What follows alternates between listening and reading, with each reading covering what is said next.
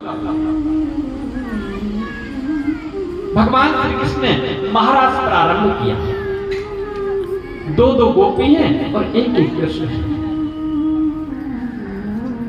भगवान किसी गोपी के हाथ में हाथ मिलाकर के नाचते हैं, किसी की गलबलियां डालकर के नाचते हैं। कई कई गोपी नाचते नाचते थक जाते हैं तो भगवान क्या करते हैं, चरणों को दबाने लगते, सेवा करने लगते हैं।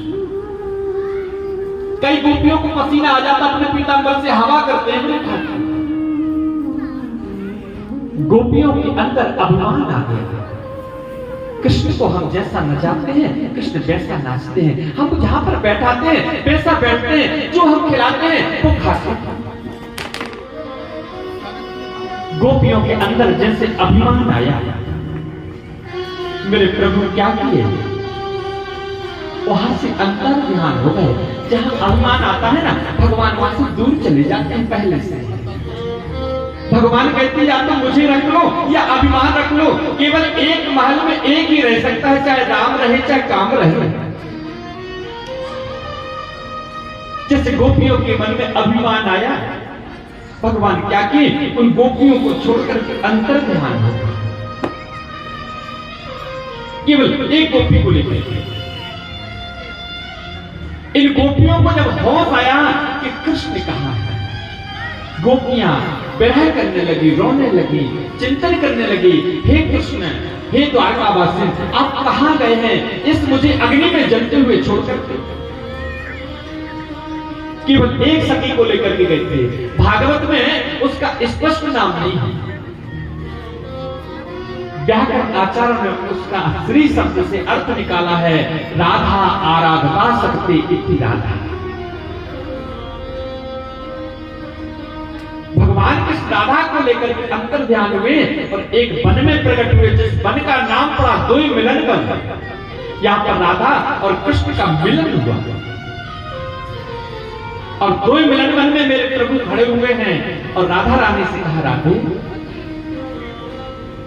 हमको यहां नहीं रुकना चाहिए, हमको आगे चलना चाहिए कहीं दूसरी जगह।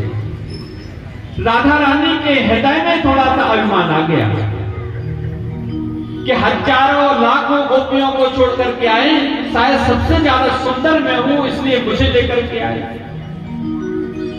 राधा रानी भगवान कृष्ण से कहते, हे श्याम सुंदर, हम आपके साथ में चलने के लिए तैयार हैं, मना नहीं करते, चलने के लिए तैयार हैं,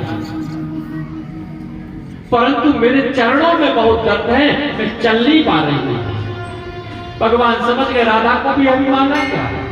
श्याम सुंदर श्री कृष्ण राधा से कहते, हे स्वामी, यदि आप चल नहीं पाते तो एक काम कीजिए, आप हमारे कंधे के ऊपर विराजमान हो जाइए। और जैसे स्वामी श्री राधा ने अपना चरण उठाया, श्री श्याम सुंदर के कंधे के ऊपर रखा, कृष्ण को देखा, कोई जवाब नहीं दिया। पृथ्वी शिकारी पृथ्वी, तुम्हारे ऊपर तो चरण चिन्ह रख करके गया होगा, आपको तो पता होगा, आप बताइए श्याम सुंदर कृष्ण कहां है। पृथ्वी ने भी जवाब नहीं दिया। यमुना से पूछा और गोपियां रोते रोते राधा के पास में पहुंच गई और राधा से कहा, हे राधे, क्या श्याम सुंदर आपको भी छोड़ करके चला गया। राधा रोने लगी, अरे गोपियों, श्याम सुंदर मुझे भी छोड़ करके चले गए। और श्याम सुंदर श्री कृष्ण के वियोग में इन गोपियों ने एक गीत गाया है, जिस गीत का नाम है गोपी गीत। इस गोपी गीत को भागवत का हृदय कहा गया है। ये भागवत का 10वें स्कंद का 31वां अध्याय है। इसमें 19 श्लोक है। बताते हैं जो नित्य प्रति इस गोपी गीत का पाठ करता है, गाता है, उसको एक ना एक दिन श्याम सुंदर श्री कृष्ण और राधा दर्शन देते हैं। ये जो गोपी गीत, ये भागवत में संस्कृत में है। हम एक आध दो श्लोकों का गान करते हैं, यदि गा नहीं पाएंगे तो सुनने में ही भक्ति है, सुनने में ही शक्ति है।